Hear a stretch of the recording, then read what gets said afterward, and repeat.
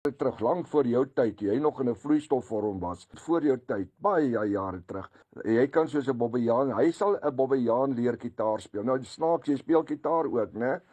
Dit pas by die advertensie. So as ek in enige boodskap ooit weer na jou verwys as 'n Bobbejaan, dan moet jy nie offensive voel nie. Ek praat soos wat jou karakter is, soos 'n Bobbejaan. Maar jy wil rubbish praat al die tyd. Hy soek sensasie.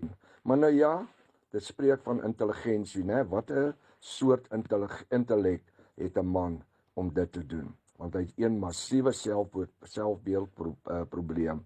Hy kritiseer mense. Nee, hy kritiseer.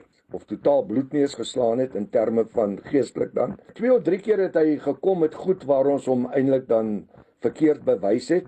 Arend Botha was so opgewonde dat hy nou vir die eerste keer iets gekry het wat hy my verkeerd op bewys het, dat hy op en af gespring het. Sy manier wat hy dit gedoen het, maar dit is sy styl, Nou, ek wil vir Arend sê, baie dankie, dat jy my verkeerd kon bewys het, dat jy so omgee vir die geopenbaarde naam, dat jy my tereg gewys het. Arend, ek verstaan dis jou skuilnaam, nou wil ek jou vra, wees mans genoeg en plaas hierdie boodskap op jou webtuiste, op jou TikTok boodskappe. Arend Elias Barend, asof jy nog nooit in jou lewe ook 'n foutjie gemaak het. Hy skaamkwaad. Dis nou wat ons nou noem skaamkwaad. En nou is hy skaamkwaad, maar hy is soos 'n vet gesmeerde blits. Hy krap en hy het niks anders om oor te krap. Jy het 'n groot fout gemaak. Die feit dat jy soos 'n klein hondjie jou stert jag al in die ronde. Jy weet, jy's mos nou Hebreërs, is om jou onvermoë weg te steek. En ek wil hê die mense moet hoor wat ek sê.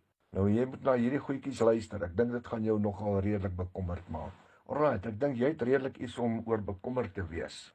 Jy wil klink of jy verskriklik geletterd is, want jy maak jouself uit as 'n verskriklike kenner.